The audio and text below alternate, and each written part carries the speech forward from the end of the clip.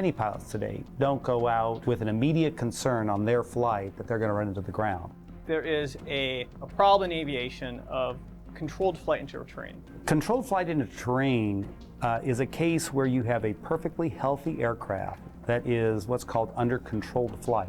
In other words, it hasn't stalled. The pilot has full control ability of that aircraft. Yet, the aircraft ends up running into the ground in some way. We're developing an automatic system to avoid a ground collision in the case of a fully functional aircraft, which will automatically take control of the aircraft and automatically fly that aircraft away from the ground to save the pilot and the vehicle. You don't need a multi-million-dollar fighter with digital fly-by-wire flight controls and very expensive hardware to implement a system like this. We can put these algorithms that determine if there's an imminent ground collision. We can put them on a phone, which we've demonstrated with the droid, and give out that application. When you go from an F-16 to something like a small UAV, we unplug the F-16 model, we plug in the small UAV model, and the rest of the system remains fairly much the same. The technology that we're developing is important. We all have friends and colleagues who aren't with us anymore because they've run into the ground.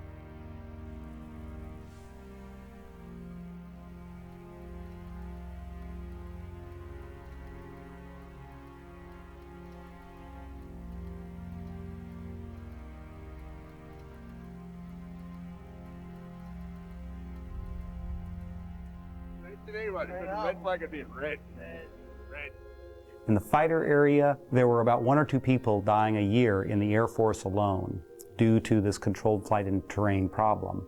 And that is when an airplane in perfectly good health crashes into the ground due to either pilot error or possibly the pilot is unconscious. As in fighter jets pulling high G, they may lose consciousness. This is something that is not just confined to military aircraft. It's not confined to UAVs. General aviation aircraft have a big problem with running to the ground. Pilots do for whatever reason. They're distracted, they can't see, they're in a fog bank. Another case is where they are spatially disoriented. A good example of this is the JFK Jr. mishap that happened out on the East Coast a number of years ago. They fly in sometimes extreme landing and takeoff locations up on mountains and things where their aircrafts don't have the aerodynamic ability to climb like they think they should. A number of years ago, the Defense Safety Oversight Council, out of the Undersecretary of Defense for Personnel and Readiness, saw this problem and asked us to begin addressing it for fighters. In conjunction with the Air Force Research Lab, and Lockheed, we went out and did an initial program on the F-16 that would help address the problem on all Air Force fighters. The ground collision avoidance maneuver chosen for the F-16 is a wings level climb. It climbs really well and it doesn't turn very well. So we don't try to turn in front of an obstacle, we try to climb up over the top of the obstacle. So regardless of what position you are in the F-16, if there's an impending collision, the airplane will roll to wings level and begin a 5 to 6 G wings level pull to clear the local terrain. Okay, you're going to roll inverted, pull the nose down.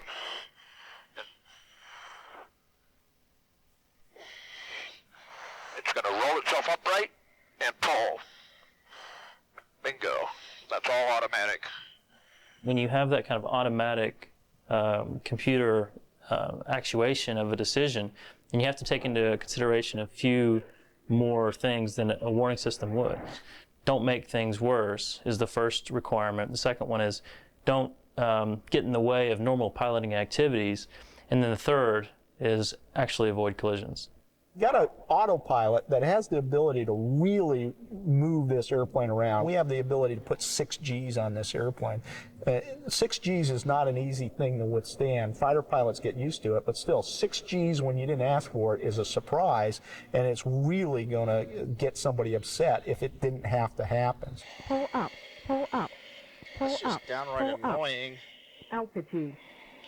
What ends up happening is, after a few false warnings in the cockpit, a pilot either tunes out the warnings or turns the system off, and now that warning system provides no benefit.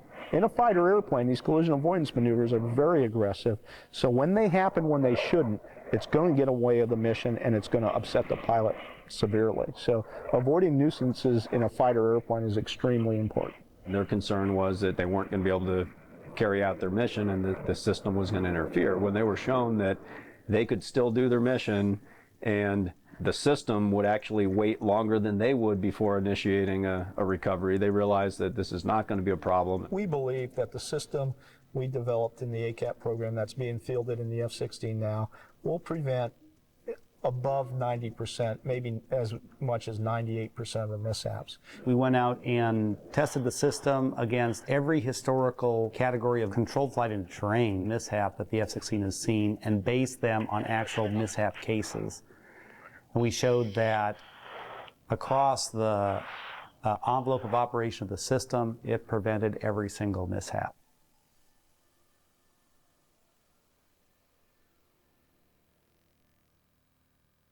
We wanted to set up a system that would be easy to adapt to any different aircraft.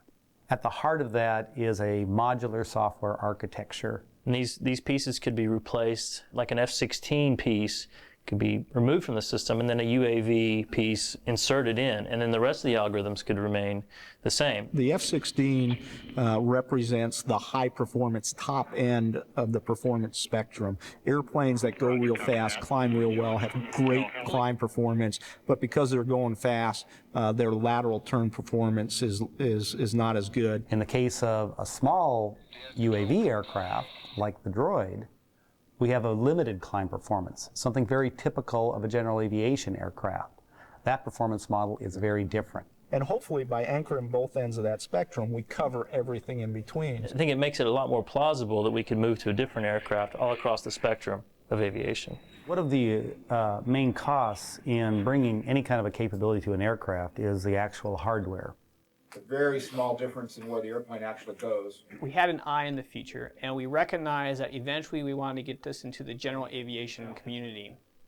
And the best way to get something into the general aviation community would be to put something on tools that would be readily accessible to them. So we moved the software from high-dollar fighter hardware processors to cell phone. And we've now migrated it onto a cell phone app. At bare minimum, an app that would warn you.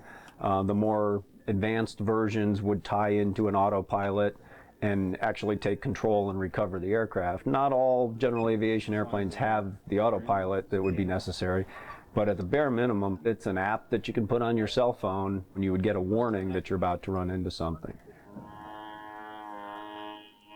And that has enabled this technology to be potentially brought to the rest of the public for a much broader application and life savings.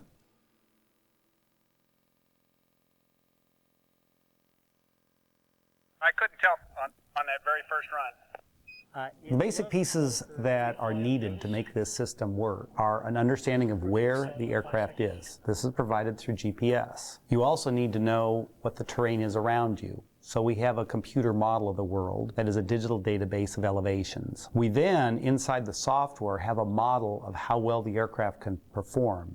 And that model is very precisely tuned to that aircraft's performance capability. Even since they first started developing this capability back in the 90s, capabilities of computers have gotten much, much better.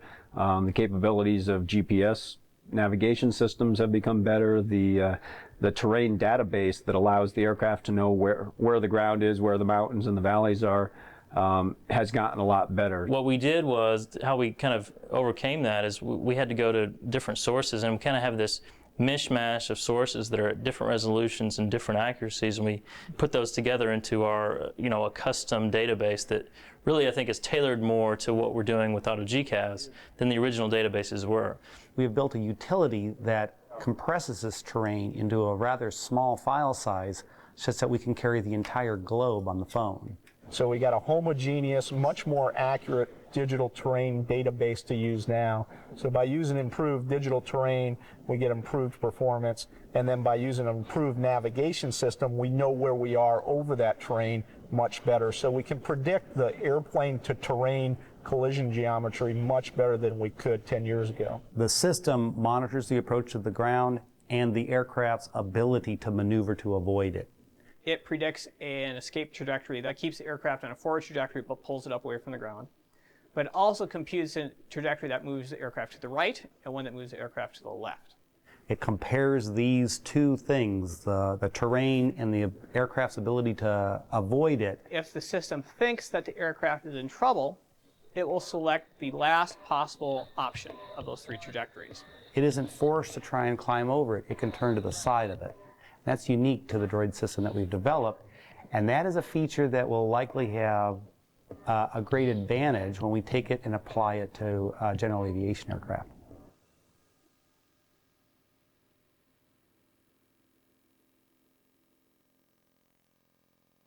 On a typical day of flight, the team shows up here, and early in the morning we gather all our gear, we load it into our command and control van, head out into the field, assemble the aircraft, set up our systems, and then go through a series of tests. Our first flight's going to be against that hill pilot's flown through the gap, and we're using 2 VHF frequencies for... What I've been doing is operating our user interface, which is the link really between us on the ground, the test team, and the phone. When we do a run, we actually set up the autopilot through the ground and control station. We give it a point that it's going to fly to that's actually under the ground. We're telling it to, really run into the ground. The system is monitoring this, and at the last instant disengages that autopilot system and uses the auto collision avoidance system to take control of the aircraft and avoid hitting the ground. 1, 0, fly up. Upright.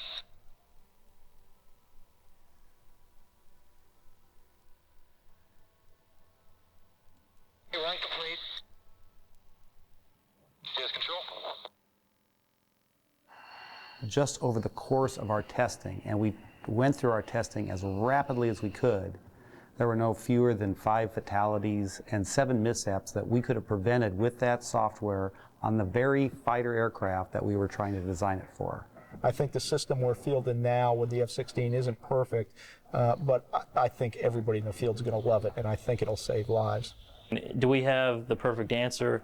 Of course we don't have the perfect answer, and that's something that's going to evolve over time. But we're trying to save lives. We're trying to save pilots and passengers' lives from controlled flight and terrain. NASA's taking the risk, and the Air Force is taking the risk to put the system on, and I really do that it'll be game-changing and save a lot of lives and really be a benefit to society and really show what's possible. I think it's a system whose time has come. There's no major obstacles from a technology standpoint. It does take work, it does take development effort, it takes flight tests to prove it. The technology is out there to do this. It's a matter of bringing all the pieces together and sewing it together with software to make the capability happen.